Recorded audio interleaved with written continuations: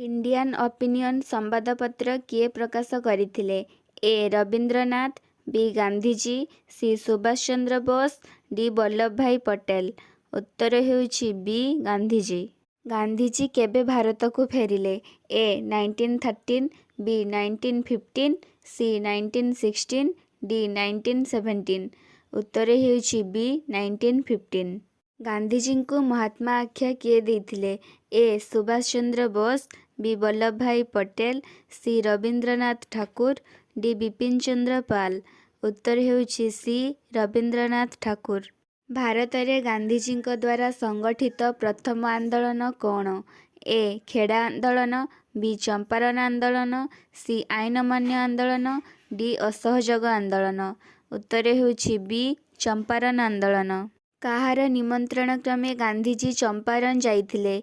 ଏ. ରାଜେନ୍ଦ୍ର ପ୍ରସାଦ, ବି. ରାଜକୁମାର ଶୁକ୍ଳ, C. Mahadev Desai, D. Narahari Parikh. ଉତ୍ତର ହେଉଛି ବି. ରାଜକୁମାର ଶୁକ୍ଳ। ରାଓଲାତ ଆଇନ କେବେ ଗୃହୀତ ହେଲା? ଏ. 18 ମାର୍ଚ୍ଚ 1919, ବି. 13 April 1919, C. 10 April 1919, D. 9 March 1919। ଉତ୍ତର ହେଉଛି ଏ. 18 ମାର୍ଚ୍ଚ 1919। ବାବରନାମାର ଅନ୍ୟ ନାମ କ'ଣ? ଏ. ହୁମାୟୁନନାମା, ବି. ତୁଜୁକ-ଇ-ବାବରୀ, ସି. ତୁଗଲକନାମା, ଡି. ଶାହନାମା। ଉତ୍ତର ହେଉଛି ବି. ତୁଜୁକ-ଇ-ବାବରୀ। ଆବୁଲ ଫାଜଲଙ୍କ ଆତ୍ମଚରିତ କ'ଣ? ଏ. ଶାହନାମା, ବି. ତୁଗଲକନାମା, ସି. ବାବରନାମା, ଡି. ଆକବରନାମା। ଉତ୍ତର ହେଉଛି ଡି.